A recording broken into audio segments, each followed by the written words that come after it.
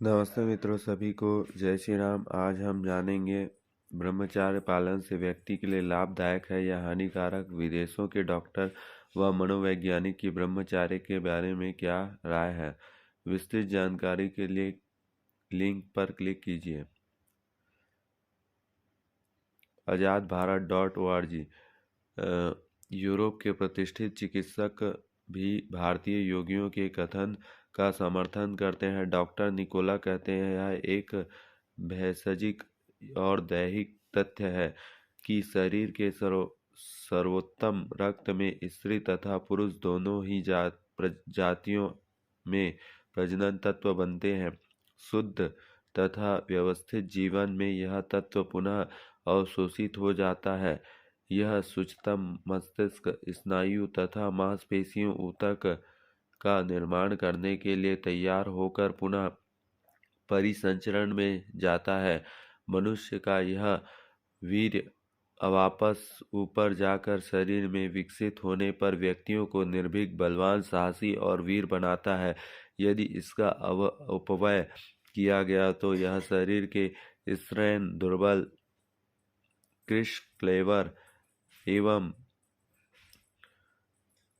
शारीरिक दुर्बलता और उनके शरीर के अंगों के कार्य व्यापार को विकृत एवं स्नायु तंत्र को शिथिल, दुर्बल करता है और उससे मृगी तथा अन्य अनेक रोगों और अत्यंत दुख पूर्वक शीघ्र मृत्यु का शिकार बना देती है। जनेंद्रियों के व्यवहार की निवृत्ति से शारीरिक, मानसिक तथा आध्यात्मिक बल में असाधारण वृद्धि होती है। परम धीर और अध्यावसायी वैज्ञानिक अनुसंधान से पता चला है कि जब कभी भी रेत स्राव की सुरक्षित रखा जाता है तथा इस प्रकार शरीर में उसका पुनः अवशोषित शोषण किया जाता है, वह रक्त को समृद्ध और मस्तिष्क को बलवान बनाता है। डॉक्टर डीओ लुई कहते हैं, शारीरिक बल, मानसिक ओज और बौद्धिक कुशाग्रता के लिए इस तत्व का संरक्षण परम आवश्यक है। एक अन्य लेखक डॉक्टर E.P.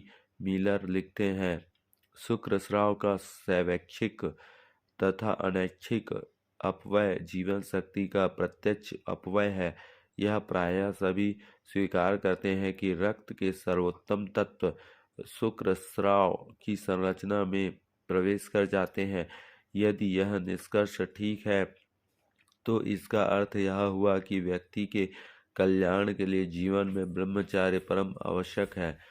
पश्चिम के प्रख्यात चिकित्सक कहते हैं कि वीर्य क्षय से, यह विशेषकर तरुणावस्था में वीर्य क्षय से विविध प्रकार के रोग उत्पन्न होते, जिससे में से मुख्य है शरीर में व्रण, चेहरे पर मुहासे तथा विस्फोट, नेत्रों के चतुर्दिक नीली रेखाएं, दाढ़ी का अभाव, धसे हुए नेत्र, रक्त क्षीणता में पीला चेहरा, स्मृति नाश, दृष्टि की क्षीणता